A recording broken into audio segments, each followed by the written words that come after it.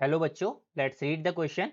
The question is that a student is performing an experiment using a resonance column and a tuning fork of frequency 244 per second. He is told that the air in the tube has been replaced by another gas, assuming that the column remains filled with the gas.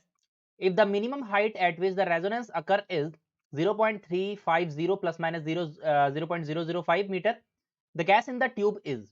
ठीक है, हमारे पास चार option है, हमें यहाँ पे one by one check करना पड़ेगा. हमें यहाँ पे यूजफुल इंफॉर्मेशन दे रखी है, तो इसको भी हमें देखते रहना है बीच में जब हम सॉल्व करेंगे. तो let's see how to do this question. तो यहाँ पे जो हम की कॉन्सेप्ट यूज करेंगे, the key concept which we are going to use here is, हमको वेलोसिटी ऑफ साउंड का यहाँ पे फॉर्मूला पता है क्या होता है डिफरेंट डिफरेंट गैसेस के लिए. That is equal to under root of gamma R T divided by molar मास.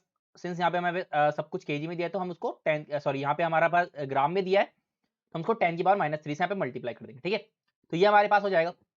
और दूसरी चीज हमको क्या बताया, जो फ्रीक्वेंसी होती है, frequency is equals to speed upon 4 times of length of the tube. ठीक है, तो ये चीज हमको पता है, तो यहां से हम v निकाल सकते हैं. देयरफॉर हम यहां से v निकाल देंगे, v is equal to frequency multiplied by 4 into L.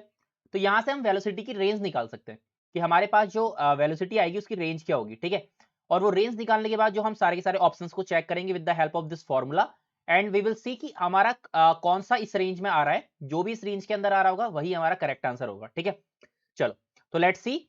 तो यहां से v क्या हो जाएगा, v को हम रख देंगे इक्वल टू म्यू है हमारे पास यहाँ पे 244 मल्टीप्लाइड बाय 4, एंड l क्या है, l हमारा यहाँ पे कर रहा है 0.35 प्लस माइनस 0.005, यानी कि यहाँ पे एक बार हम प्लस से खोलेंगे, एक बार माइनस से, यानी कि 0.35 प्लस 0.005.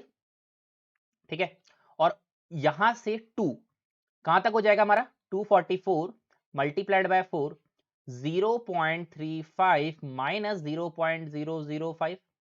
ठीक है, तो यानी कि जो v की रेंज आएगी वो यहां से क्या आ जाएगी, इसको सॉल्व करके the range for v is therefore 336.72 to 346.48 metre per second. ठीक है, तो हमारे पास जो भी हमारे पास चारों की चारों पे गैसेस है, उनकी जो स्पीड है वो इसी रेंज में हमारी आनी चाहिए. ठीक है, अगर वो इससे कम आएगी, इससे एक्सीड करेगी, तो वो हमारा सही आंसर नहीं होगा. तो अब हम अब हम एक एक करके सबके निकालेंगे. तो यहाँ पे एक और इंपॉर्टेंट इंफॉर्मेशन जो हमको दिमाग में रखनी है, फॉर मोनो एटॉमिक, क्योंकि यहाँ पे हमारे पास नियॉन है, neon is a mono atomic gas, nitrogen is a diatomic gas. ठीक है, तो for mono atomic gas, for mono atomic gas जो आपका गामा होता है, the gamma is equal to 1.67, and for diatomic gas, for diatomic gas हमारा जो gamma होता है दैट इज इक्वल टू 1.4. ठीक है, तो ये इंफॉर्मेशन हमें दिमाग में रखनी है. Now we will find for each and every gas, यानी कि सारे के सारे ऑप्शंस के लिए चेक करेंगे. Okay, so let's do this part. So सबसे पहले हम फॉर्मूला लिख लेते हैं.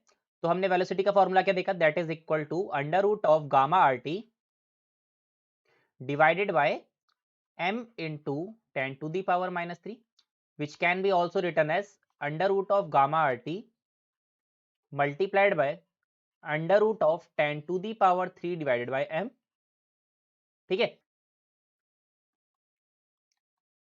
सारी गैसेस के लिए हम यहाँ पे इंडिविजुअली चेक करते हैं. तो अगर नियॉन के लिए चेक करा जाए, ठीक है, वेलोसिटी ऑफ नियॉन, क्योंकि सबसे पहले क्या है, सबसे पहले नियॉन है, then nitrogen, oxygen, then argon. ठीक है, तो सबसे पहले चेक करते हैं नियॉन के लिए. तो नियॉन के लिए जो हमारा यहाँ पे आंसर आएगा, ठीक है, वो हमारा हो जाएगा 448 metre per second on solving. Then velocity of nitrogen, वो यहां से आएगा 348 metre per second. Then velocity of oxygen,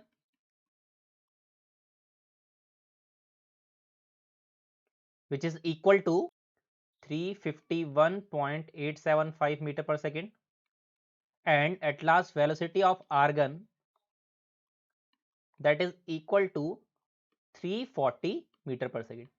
ठीक है, अब इसमें से वही आंसर हमारा यहाँ पे करेक्ट होगा जो आंसर हमारा इस रेंज में हमारा एग्जिस्ट कर रहा होगा, यानी कि 336 से लेके 346 की रेंज में जो हमारा एग्जिस्ट करेगा वही आंसर यहाँ पे सही होगा. तो अगर देखा जाए तो इसमें से कौन सा आंसर एग्जिस्ट कर रहा है, 340 वाला जो आंसर है हमारा, ये एग्जिस्ट कर रहा है इस वाली रेंज में, 336 से 346 के बीच में। तो 336 से 346 में रेंज कर रहा है हमारा argon. This means the argon is the correct answer for this question. तो ऑप्शन नंबर डी क्या हो जाएगा इसका? So option number D is the correct answer for this question. I hope you understood it well. Best of luck.